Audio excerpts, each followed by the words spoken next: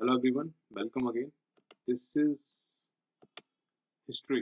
ठीक है, बहुत लोगों ने रिक्वेस्ट की थी और ये हिस्ट्री ऑल्दो ठीक है, हमें नहीं पता एनसीईआरटी से पूछेंगे या फिर कहाँ से। एनसीईआरटी तो इम्पोर्टेंट है, बट यूपीएससी एग्जाम से समथिंग पता नहीं कहाँ से एनसीईआरटी आई मीन हिस्ट्री आजकल पूछ रहे हैं। बट स्टिल आप लोगों की रिक्वेस्ट के अकॉर्डिंगली मैं ये हिस्ट्री लेके आ रहा हूँ। हिंदी में इसलिए लेके आ रहा हूँ क्योंकि हिस्ट्री यार देखो, इतिहास एक काइंड ऑफ स्टोरी है, तो हम उसको एज अ कहानी पढ़ेंगे। ठीक है, इसके अलावा बहुत सारी चीज़ें एक्सप्लेन है जो मैं आपको हिंदी इंग्लिश बोथ दोनों में आई मीन एक्सप्लेन कर दूंगा। ठीक है, इसके अलावा आई एम श्योर आपको इसमें कुछ प्रॉब्लम नहीं आएगी। हिंदी वर्जन है, स्टिल हिस्ट्री इज हिस्ट्री यार, कुछ ऐसा कुछ है नहीं कि आपको हिंदी में समझ नहीं आएगी, तो इजिली मैनेजेबल होगा। ठीक है, इसके अलावा ये मैं क्या करा रहा हूँ आपको, ये एनसीईआरटी 12th क्लास की, sorry let me right it down,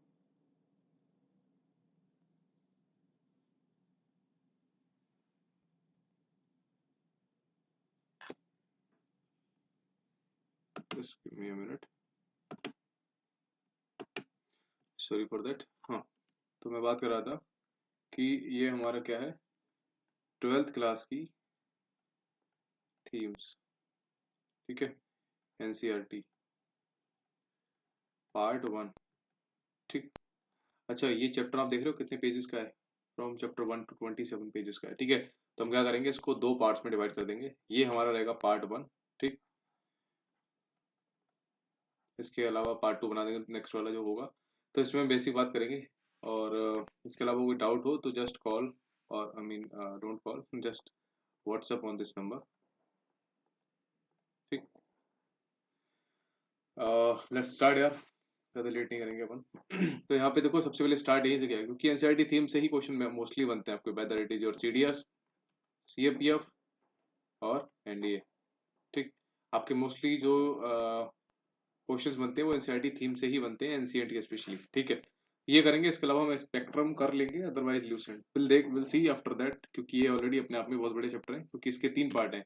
ये हम पार्ट 1 थीम्स का कर रहे हैं, पार्ट 2 पार्ट 3 बचे हुए हैं। ठीक है, तो आप समझ रहे हो अच्छा खासा टाइम लग जाएगा, तो शुरू करते हैं, ऑलरेडी इसमें टाइम हो गया है।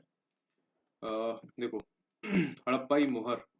मोहर क्या होती है, एक स्टैम्प पेपर होता है, स्टैम्प होता है। ठीक है, ये बना रखी है, एक हड़प्पी मोहर है।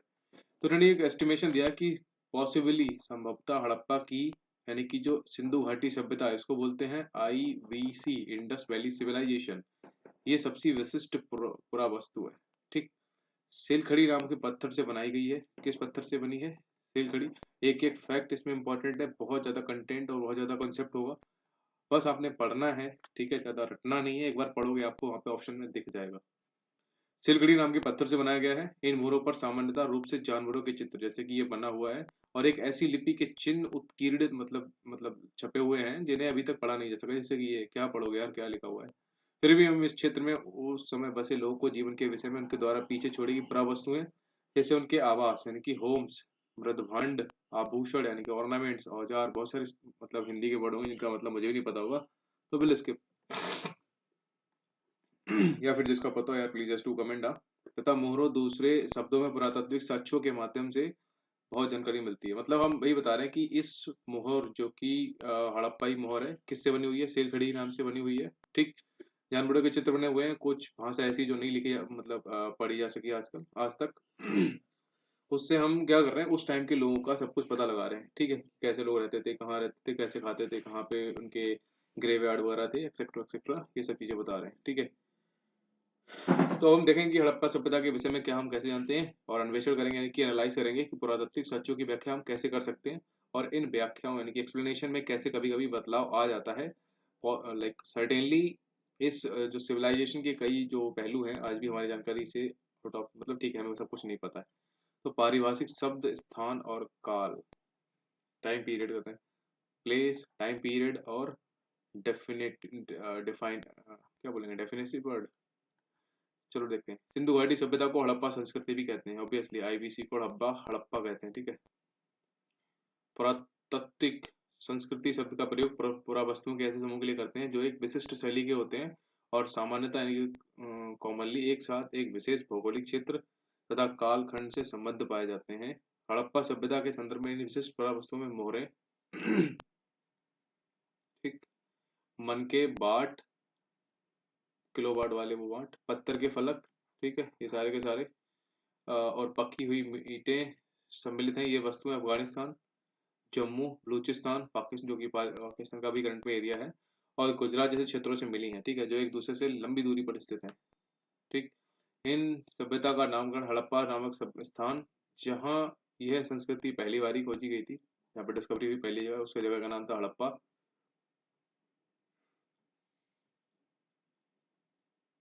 काल निर्धारण बोले तो मतलब टाइम पीरियड जिस टाइम पे डिस्कवरी हुई थी, अराउंड 2600 टू 1900 बीसी के बीच हुई थी, ठीक है। इस क्षेत्र में इस सभ्यता से पहले और बाद में भी संस्कृतियां अस्तित्व में थी, जिन्हें क्रमशः आरंभिक यानी स्टार्टिंग वाली या फिर परवर्ती यानी कि हड़प्पा से पहले वाली संस्कृति सिविलाइजेशंस की बात करते हैं। इन संस्कृतियों से हड़प्पा सभ्यता को अलग करने के लिए कभी कभी इसे विकसित हड़प्पा संस्कृति भी कैसे मतलब बोल रहे हैं कि इनका मतलब ये है कि हड़प्पा जो सिविलाइजेशन हमको मिला है, ठीक, जो भी हमें उसके प्रूफ्स वगैरह मिले हैं, उससे पहले भी कोई एक सिविलाइजेशन रही होगी, ठीक है। तो वो थी अंडर मतलब वो डेवलप्ड नहीं थी उतनी ज्यादा, ठीक है, वो कम डेवलप्ड थी, लेकिन जो हमें मिली है वो एक डेवलप्ड मिली है, ठीक। ये हमको डेवलप्ड हड़प्पा की सिविलाइजेशन का प्रूफ मिले हैं, जिसमें ये सारी चीजें दी गई हैं जो सबकी हैं, ये मन के बांट पत्थर एक्सेट्रा, ठीक। देखो हिंदी में ई पूर्व को अंग्रेजी में बीसी कहते हैं, before the birth death of Jesus Christ, क्या है पता नहीं, बिफोर क्राइस्ट।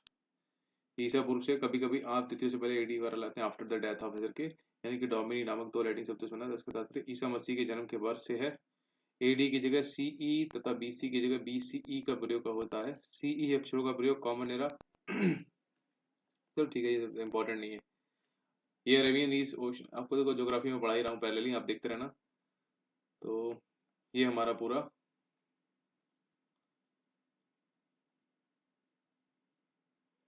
गुजरात वाला एरिया है, ठीक। ये आई थिंक ये बलूचिस्तान है, ठीक है, बालाकोट वगैरह, मोहनजोदाड़ो, ये देखो ये पाकिस्तान, ठीक। चलो आरंभ यानी कि स्टार्टिंग कैसे हुई थी हमारी इंडस वैली सिविलाइजेशन की, हड़प्पा हड़प्पा सभ्यता की। अब बोला इस क्षेत्र में विकसित हड़प्पा से पहले भी कई संस्कृतियां अस्तित्व में थी। ये संस्कृतियां जो थी मतलब सिविलाइजेशन थी, अपनी विशिष्ट मृदभांड शैली से संबंधित थी, और उनके संदर्भ में हमें कृषि यानी कि एग्रीकल्चर, एनिमल हस्बेंड्री, और कुछ जो शिल्पकारी यानी कि जो हम बनाते हैं आइटम टॉयज वगैरह के साक्ष्य भी मिलते हैं। बस्तियां बस्तियां मतलब कि सोसाइटीज आमतौर पर छोटी होती थी, ठीक है, हड़प्पा में, और इनमें बड़े आकार की संरचनाएं लगभग ना के बराबर थी, ठीक। कुछ स्थलों पर बड़े पैमाने पर इलाकों में जलाए जाने के संकेतों से तथा कुछ अन्य स्थलों के त्याग दिए जाने से ऐसा प्रतीत होता है कि आरंभिक यानी कि स्टार्टिंग की जो हड़प्पा थी और हड़प्पा सभ्यता के बीच में क्रम भंग था, यानी कि बहुत ज्यादा डिफरेंस था, ठीक है। सीरीज में नहीं थी सीरीज, कुछ हुई फिर कट गई काफी, क्योंकि बहुत जगह लाइक डिफरेंस बहुत हो जाता है कि जैसे बड़े पैमाने पर उन्होंने क्या किया, इलाके जला दिए, ठीक, और कुछ जगह के लोग चले गए एक जगह छोड़ के दूसरी जगह पे, तो इससे क्या एक वो डिफरेंस क्रिएट हो गया। अच्छा ये जो सिविलाइजेशन हमारी जो हुई थी स्टार्टिंग, उसमें क्या था, उसमें कल्चर क्या थे, जैसे कि सिंध और चोलिस्तान था, रेगिस्तान से जो लगा हुआ पाकिस्तान का रेगिस्तानी क्षेत्र है, उसमें बस्तियों के संबंध में आंकड़े क्या दिए थे कि बस्तियों की कुल संख्या अराउंड 106 थी सिंध में, और चोलिस्तान में 239 थी। ये इतने इंपॉर्टेंट नहीं है, ठीक, छोड़ो। निर्माण के तरीकों की बात करते हैं कि वो कैसे लोग रहते थे। तो मानचित्र हम देख चुके हैं, ठीक है, कि विकसित हड़प्पा संस्कृति जो डेवलप्ड हड़प्पा सिविलाइजेशन थी, कुछ ऐसे स्थानों पर पनपी थी जहां पर आरंभिक यानी कि इनिशियली हड़प्पा की संस्कृतियां अस्तित्व में थी। ऑब्वियसली भाई किसी चीज का ओरिजिन वहीं से होगा ना जहाँ पे उसकी जड़ होगी, ऐसे करके। इन संस्कृतियों में कई तत्व जिनमें निर्वाह के तरीके शामिल हैं समान थे, ऑब्वियसली सेम होंगे भाई, जड़ से थोड़ी बंदा दूर हो जाएगा, बेसिक स्ट्रक्चर समझ रहे हो ना, क्वालिटी। हड़प्पा सभ्यता के निवासी कई प्रकार के पेड़ पौधों के प्राप्त उत्पाद और जानवरों जिनमें मछली भी शामिल थी। सो ध्यान रखना ये क्वेश्चन ऐसे ही आते हैं कि हड़प्पा में मछली का नाम था या नहीं था, ऐसे करके। क्या वो पेड़ पौधे पर डिपेंडेंट थे? यस। मछली का नाम था, हाँ जी था। से प्राप्त भोजन करते थे। जले अनाज के दानों तथा बीजों की खोज से पुरातात्विक आहर, मतलब वही जो जला दिया था, बड़े बड़े ने जला दिए थे, तो जले अनाज बने थे दाने।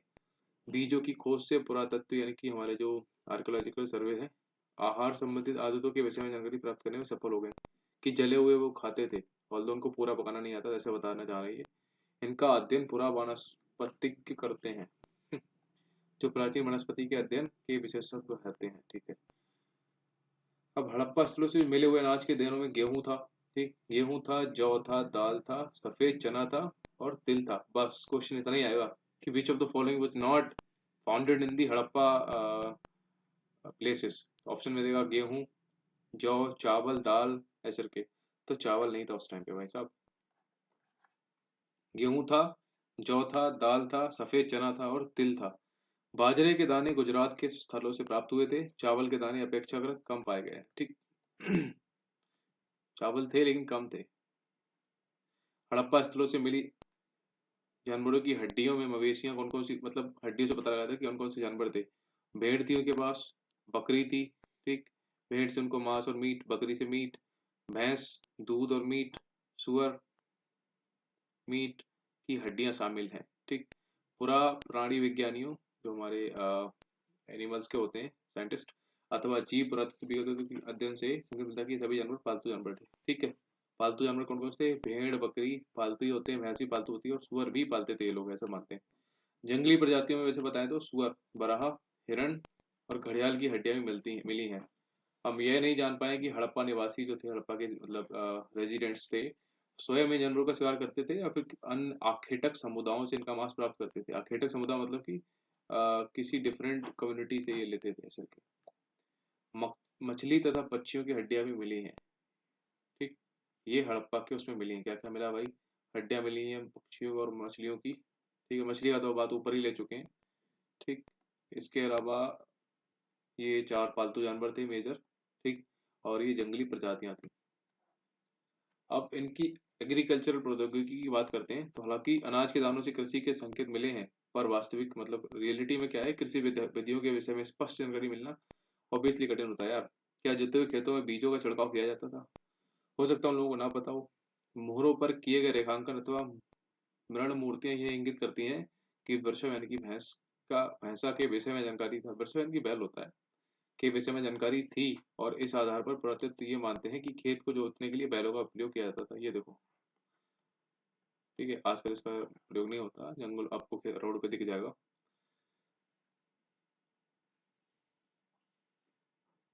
ठीक है, तो जिन बैलों का प्रयोग होता था। और साथ ही चलिस्तान जो कि करंटली पाकिस्तान का एरिया है गेस, कि कई स्थलों और बनावली हरियाणा से मिट्टी के बने हल के प्रतिरूप मिले हैं।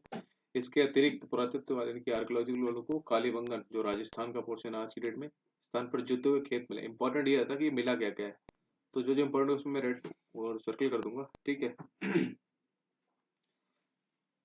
मिट्टी से बने प्रतिरूप मिले यानी कि मूर्तियां वगैरह मिली हैं। जुते हुए खेत मिले हैं जो आरंभिक हड़प्पा स्तरों से संबंध है। इस खेत में हल रेखाओं के दो समूह एक दूसरे को समकोण पर काटते हैं, मतलब हल मिला है। ठीक है, विद्यमान थे जो दर्शाते हैं कि एक साथ दो अलग अलग फसलें उगाई जाती थी।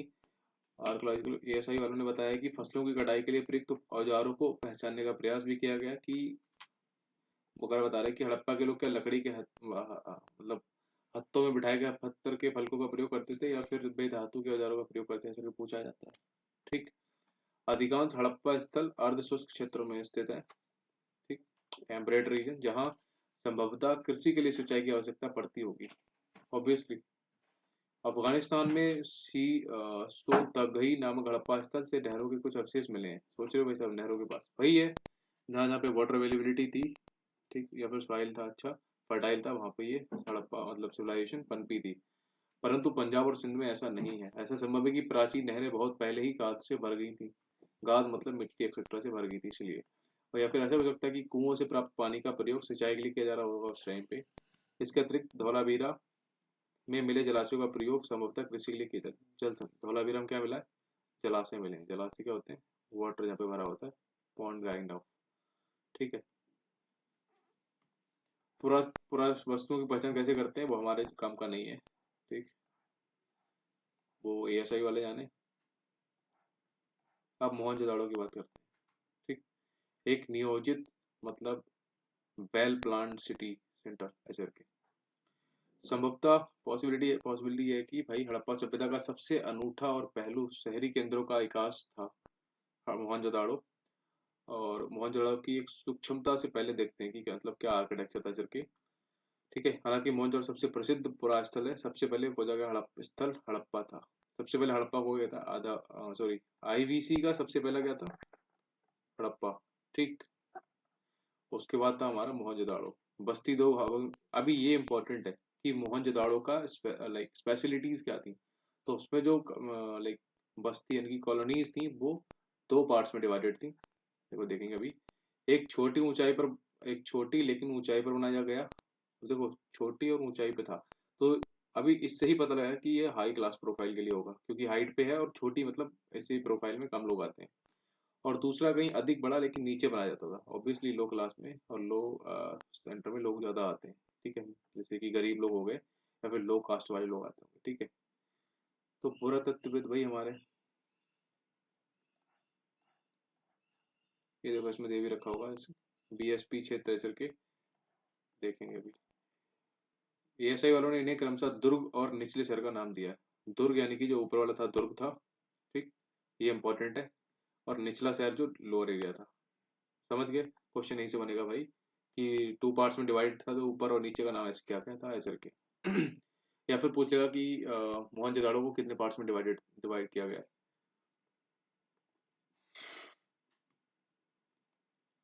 जो दुर्ग की ऊंचाई बताते थे कि कहा गया था कि यहाँ की संरचना कच्ची ईंटों के चबूतरों पर बनी थी। ठीक। अच्छा, मतलब जो उनका बेसिक स्ट्रक्चर, उनका मतलब नीचे नींव जिसको बोलेंगे, वो कच्ची ईंटों के चबूतरों पर बनी हुई थी। और दुर्ग को दीवार से घेरा गया था, जो उनका फोर्ट था उसको दीवार से सराउंड किया गया था। जिसका अर्थ है कि इसे निचले शहर से अलग किया गया है। भाई सब अलग क्यों करेंगे भाई, हाई प्रोफाइल को बिलोंग करेगा।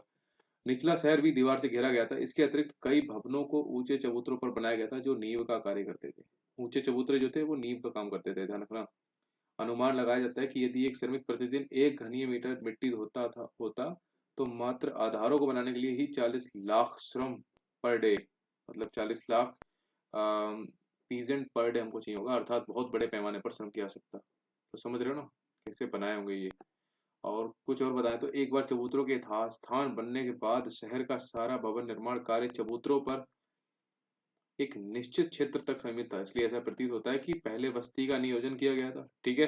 पहले मतलब बस्ती बनी थी और फिर उसके अनुसार कार्य हुआ। नियोजन के अन्य लक्षणों में ईंटें भी हैं। ठीक है, जो भले ही धूप में सुखाकर अथवा भट्टी में पकाकर बनाएंगे, वो कुछ मतलब कुछ पता नहीं है, लेकिन एक निश्चित अनुपात की होती थी, जहाँ लंबाई और चौड़ाई क्रम ऊंचाई की क्रमशः 4 गुनी और 2 गुनी होती थी।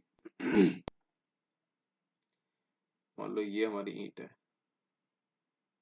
तो ये लंबाई है, ये चौड़ाई है। ठीक।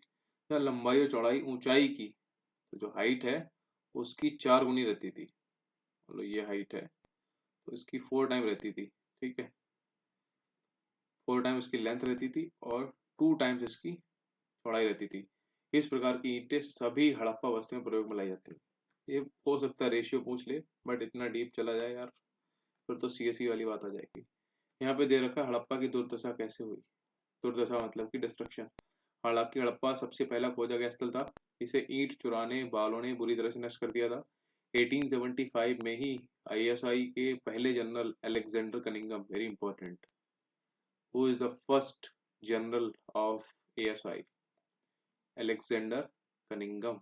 ठीक, जिन्हें जनरली भारतीय पुरातत्व का जनक भी कहा जाता है। ठीक है, ने लिखा था कि प्राचीन स्थल से जो ले जाएगी ईंटों की मात्रा लगभग 100 मील लंबी लाहौर तथा मुल्तान के बीच की रेल पटरी के लिए ईंटें बिछाने के लिए पर्याप्त थी। इस प्रकार इस स्थल की कई प्राचीन संरचनाएं नष्ट कर दी गई। इसके विपरीत मोहनजोदाड़ो कहीं बेहतर संरक्षित था। तो हड़प्पा का दुर्दशा के कि भाई ईंटें चोर ईंटें उठा ले गए तो हड़प्पा खत्म। But Mohenjodaro better like location पे था, इसलिए नहीं गया। नालों का निर्माण मोहनजोदाड़ो में कैसे होता था, नाले यानी कि उनका सिस्टम, ड्रेनेज पैटर्न। हड़प्पा शहरों की सबसे अनूठी विशेषताओं में से एक ध्यानपूर्वक नियोजित जल प्रकाश प्रणाली थी। यदि आप निचले शहर के नक्शे को देखेंगे तो ये जानेंगे कि भाई सड़क और गलियों को लगभग एक ग्रिड, मतलब अगर ऐसे बनाया गया है तो प्रॉपर फिर ऐसे। ठीक, एक ग्रिड में बनाया गया है, ऐसे फिर ऐसे। ठीक, तो होगा बताएंगे। और एक दूसरे को समकोण पर काटती थी। ये देखो समकोण है 90 डिग्री, समकोण यानी कि 90 डिग्री। ऐसा प्रतीत होता है कि पहले नालियों के साथ गलियों को बनाया गया था और फिर उनके अगल बगल आवासों का निर्माण किया गया है। ठीक, यानी कि पहले क्या बने हैं, ऐसे ही आई थिंक PYQ है, ऐसे ही CDS में पूछा गया है, फिर CAP में I am not sure, but पूछा गया है कि ये सीरीज दी थी कि पहले नालियां बनाई, फिर गलियां बनाई और फिर उनके आसपास आवास बनाए गए थे। ये सीरीज पूछी गई थी, पहले क्या बनाया था, या पहले घर बनाया फिर सड़क फिर नाली, ऐसे करके एक सीरीज दे रखी थी। तो ध्यान रखना, पहले नालियों के साथ गलियां, ठीक, ये नाली है तो ये गली है और फिर यहाँ पे मकान बनाए थे ऐसे, ठीक। यदि घरों के गंदे पानी की नालियों को नली सॉरी यदि घर के गंदे पानी की गलियों को नालियों से जोड़ना था तो प्रत्येक घर की कम से कम एक दीवार का गली से सटा होना आवश्यक था। अच्छा, क्या मस्त पैटर्न था ये देखो। हालांकि दुर्ग क्या होता है, हालांकि अधिकांश हड़प्पा बस्तियों से एक छोटा ऊंचा पश्चिमी तथा एक बड़ा लेकिन निचला पूर्वी भाग है। पर इस नियोजन में विविधताएं भी हैं। धौलावीरा और लोथल जो कि गुजरात में है, जैसे स्थलों पर पूरी बस्ती किलेबंद थी तथा शहर के कई हिस्सों में भी दीवारों से घेर कर अलग किए गए थे। लोथल में दुर्ग दीवार से घिरा तो नहीं था पर ऊंचाई पर बनाया गया था। गृह स्थापत्य यानी कि होम कैसे थे,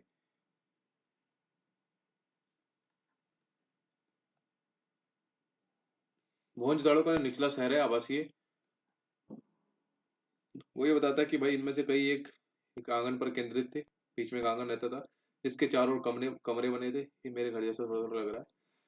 चमकता आंगन खाना पकाने और कताई करने जैसी गतिविधियों का केंद्र था, खासतौर से गर्म और शुष्क मौसम में। यहाँ का एक अन्य रोचक पहलू लोगों द्वारा अपनी एकांतता को दिया जाने वाला महत्व था। एकांतता मतलब आप अकेले वैसे के, ठीक है। भूमि तल पर बनी दीवारों में खिड़कियां नहीं थी, इसके अतिरिक्त इंपॉर्टेंट खिड़कियां नहीं थी दया। इसके अतिरिक्त मुख्य द्वार से आंतरिक भाग, अंदर का भाग अथवा आंगन का सीधा अवलोकन नहीं होता था। मतलब कि आप ऐसे मान के चलो, ऐसे घर है तो ये आंगन है, तो ये गेट है, ऐसे ये गेट, तो इससे ये डायरेक्टली नहीं दिखता था मुख्य द्वार से, ठीक है। आंतरिक भाग और मुख्य द्वार से नहीं दिखता था। क्या मान लो ऐसे विंडो है, ऐसे गेट है, तो ये पूरा घर है, ऐसे गेट है। बता रहा हूँ, मुझे भी नहीं पता, मैं बस एक वो बना रहा हूँ।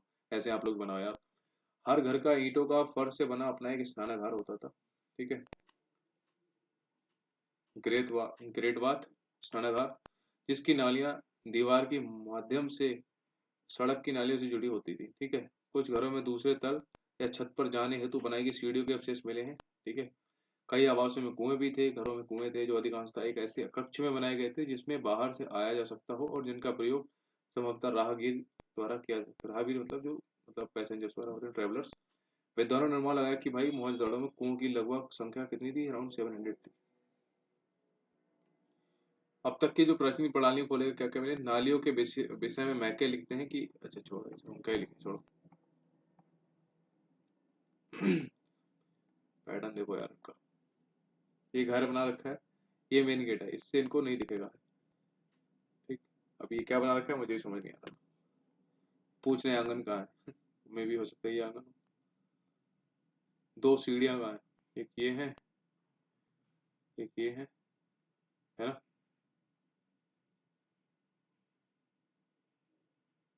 अब आंसू का प्रवेश द्वार कैसा है, ऐसा है भाई। चलो आगे बढ़ते हैं थोड़ा। दुर्ग, ये देखो, वो जो हाई लोकेशन वाले लोग थे उनकी बात हो रही है। दुर्ग पर हमें ऐसी संरचनाओं के साक्ष्य मिलते हैं जिनका प्रयोग संभवतः विशिष्ट सार्वजनिक प्रयोजनों के लिए किया जाता था। इनमें से एक माल गोदाम एक ऐसी विशाल संरचना है जिसके ईंटों से बने केवल निचले हिस्से शेष हैं, जबकि ऊपरी हिस्से जो संभवतः लकड़ी से बनाए गए थे वो बहुत पहले ही नष्ट हो गए थे, ठीक है। दुर्ग के ऊपर लकड़ी लगाई गई थी और नीचे के हिस्से किससे बने थे, ईंटों से बने हुए थे, इंपॉर्टेंट है। और विशाल स्नानागार सम्मिलित है इसमें, जो हमारा ग्रेट बात है इसी में ही सम्मिलित है, किसमें, दुर्ग में, याद रखना। विशाल स्नानागार जो हमारा ग्रेट बात है, आंगन में बना एक आयताकार जलाशय है, ठीक। इसमें दे रखा है, नहीं दे रखा हो कहीं ना कहीं, जो चारों ओर से गलियारे से घिरा हुआ है। मान लो अब हम बना देते हैं अपनी तरफ से, ये कैसे हमारा स्नानागार है, ये एक गलियारे से घिरा हुआ है, ये एक रोड है, ठीक।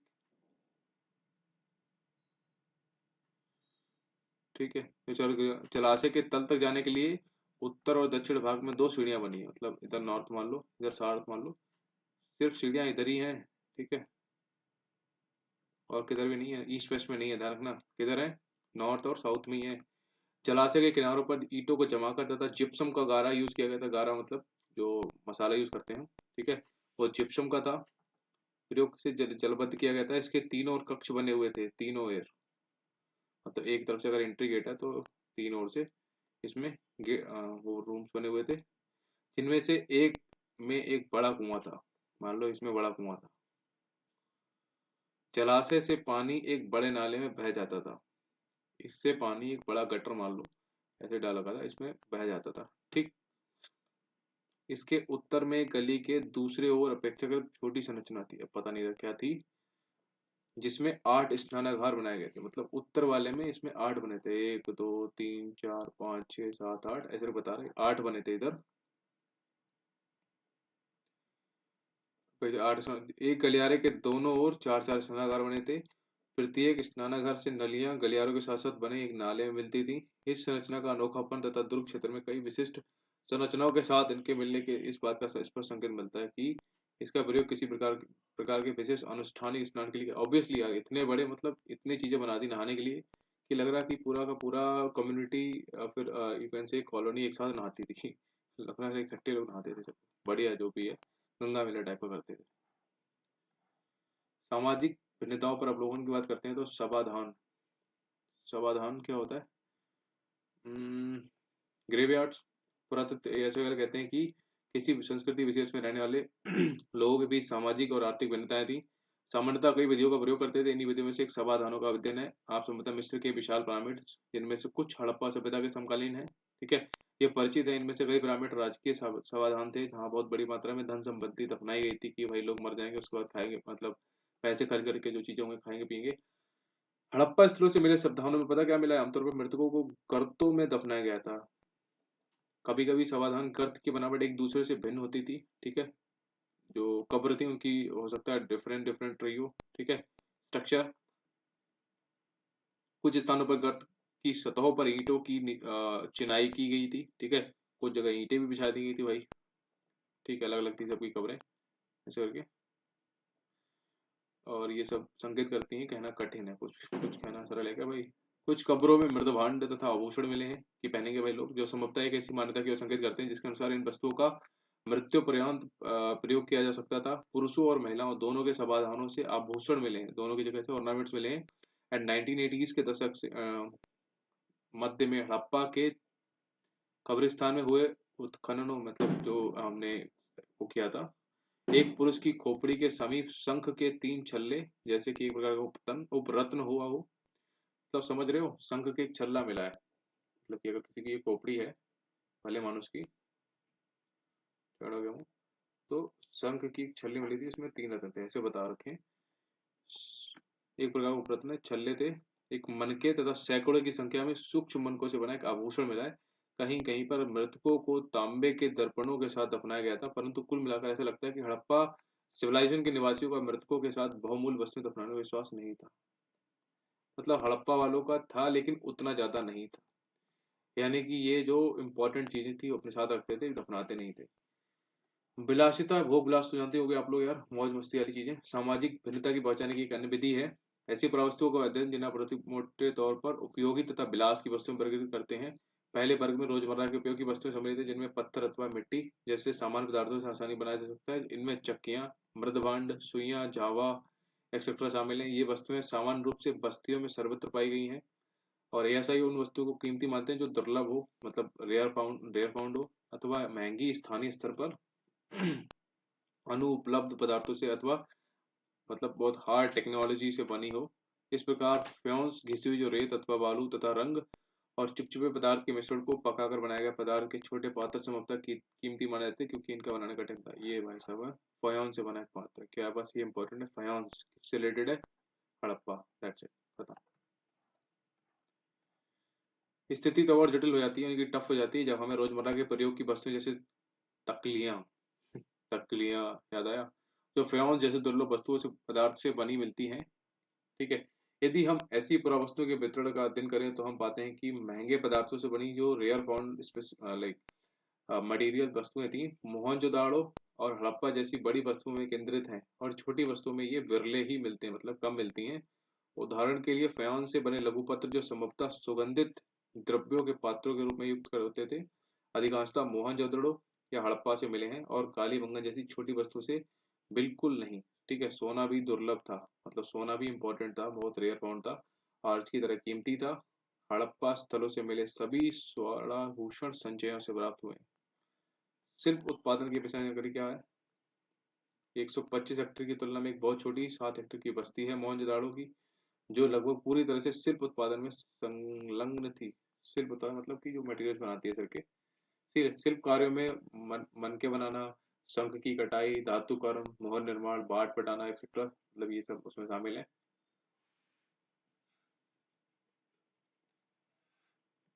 मनको निर्माण में प्रयुक्त पदार्थों की विविधता उल्लेखनीय है। ठीक है, ये सब है स्फटिक, क्वार्ट्ज, सेलखड़ी के पासे, ठीक है, पत्थर, तांबा, कांसा, सोने जैसी धातुएं, शंख, फ्यांस और पक्की मिट्टी, सभी का प्रयोग मनके बनाने में होता था। कुछ मनके जो है उससे अधिक पत्थरों को आपस में जोड़कर बनाए जाते थे, और कुछ सोने के टोप वाले पत्थर के होते थे। इनमें कई आकार के होते थे, जैसे चक्राकार, बेलनाकार, गोलाकार, ढोलाकार, मतलब सारे वो दे रखे हैं शेप। कुछ को उत्कीर्ण या चित्रकारी के माध्यम से सजाया गया था, और कुछ पर रेखा चित्र उकेरे गए थे, मतलब ये किसी पे पेंटिंग बना दी, किसी पे कुछ बना दिया एक्सेट्रा करके। मड़के बनाने की तकनीकों में प्रयुक्त पदार्थ के अनुसार भिन्नताएं थी। सेलखड़ी जो एक बहुत मुलायम पत्थर है, सेलखड़ी आपको पता है मुलायम पत्थर है, ध्यान रखना, पर आसानी से कार्य हो जाता था। कुछ मनके सेलखड़ी चूर्ण के लेप को सांचे में डालकर तैयार करे जाते थे। इससे ठोस पत्थरों से बनने वाले केवल ज्यामितीय आकारों के विपरीत कई विविध आकारों के मनके बनाए सकते थे। वही आज की डेट में वो काम करते हैं ना अपने, जो दिए वगैरह बनाते हैं वो लोग, कोई अलग वैसी मिट्टी से। ठीक है, ये सही उन्होंने बताया कि कार्निलियन का लाल रंग, पीले रंग के कच्चे माल तथा उत्पादन के विभिन्न चरणों के मनकों को आग में पकाकर प्राप्त किया जाता था। पत्थर के पिंड को पहले अपरिष्कृत आकारों में तोड़ा जाता था, और फिर बारीकी से सल्क निकालकर उन्हें अंतिम रूप दिया जाता था। घिसाई, पॉलिश तथा इनमें छेद करने के साथ ही ये प्रक्रिया पूरी होती थी। चनूदड़ो, लोथल और हाल ही में धौलावीरा से छेद करने वाले के विशेष उपकरण मिले हैं। आप नागेश्वर और बालाकोट को चिन्हित करेंगे तो पाएंगे कि दोनों बस्तियां समुद्र तट के समीप स्थित हैं। ये संघ से बनी वस्तु जिनमें हड्डी, चूड़ियां, पर्चियां, पच्चीकारी वस्तु सम्मिलित हैं, के निर्माण के विषय चनूदड़ो और लोथल से तैयार माल मोहनजोदड़ो और हड़प्पा जैसे बड़ी शहरों केंद्रों तक लाया गया था। ठीक है, उत्पादन केंद्रों की पहचान करने के लिए थोड़ा इतना इंपॉर्टेंट है नहीं, बहुत ज्यादा इसमें वो है। कूड़ा करकट शिल्प कार्य के सबसे अच्छी संकेतकों में से एक है। उदाहरण के लिए यदि वस्तु के निर्माण के लिए शंख अथवा पत्थर को काटा जाता है तो इन पत्थरों के पदार्थों के टुकड़े कूड़े के रूप में उत्पादन के स्थान पर फेंक दिए जाते थे। कभी कभी बड़े बेकार टुकड़ों को छोटे आकार की वस्तु बनाने के लिए प्रयोग में लिया जाता था, परंतु बहुत छोटे टुकड़ों की कार्यस्थल पर ही छोड़ दिया जाता था। ये टुकड़े इस ओर संकेत करते हैं कि छोटे विशिष्ट केंद्रों के अतिरिक्त मोहनजोदड़ो अथवा हड़प्पा जैसे कि बड़े शहरों में भी शिल्प। ठीक है, इसमें क्या है कि स्पष्ट कि शिल्प उत्पादन के लिए कई प्रकार के कच्चे माल का प्रयोग होता था। ठीक है, कुछ जैसे कि मिट्टी स्थानीय स्तर पर उपलब्ध थी, कुछ अन्य जैसे पत्थर, लकड़ी, धातु जलोढ़ मैदान से बाहर के क्षेत्रों से मंगाने पड़ती थी, कुछ चीजें बाहर से।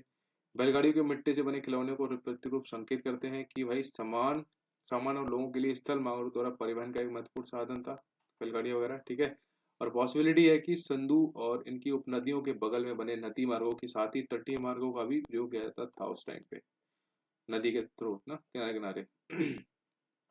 उपमहाद्वीप और उनके से आने वाला माल की क्या मतलब कंडीशन थी कि हड़प्पावासी शिल्प उत्पादन हेतु माल प्राप्त करने के लिए कई तरीके अपनाते थे। उदाहरण के लिए उन्होंने नागेश्वर और बालाकोट में जहाँ शंख समंदर किनारे थे इसलिए आसानी से अवेलेबल था, बस्तियां वहां पे स्थापित की, कॉलोनीज बनाई। ऐसे ही कुछ अन्य प्रवास स्थल थे सुदूर अफगानिस्तान में शोरदुगोई, जो अत्यंत कीमती माने जाने वाले नीले रंग के पत्थर लाजबर्त मणि के सच्चे, अरे भाई साहब क्या बोल रहे हैं हम लोग, जो लोथल, जो कॉर्नेलियस गुजरात में पढ़ो, सिलखड़ी दक्षिणी राजस्थान, पागल हो जाओगे इसको वैसे पढ़ोगे तो, आराम से पढ़ेंगे।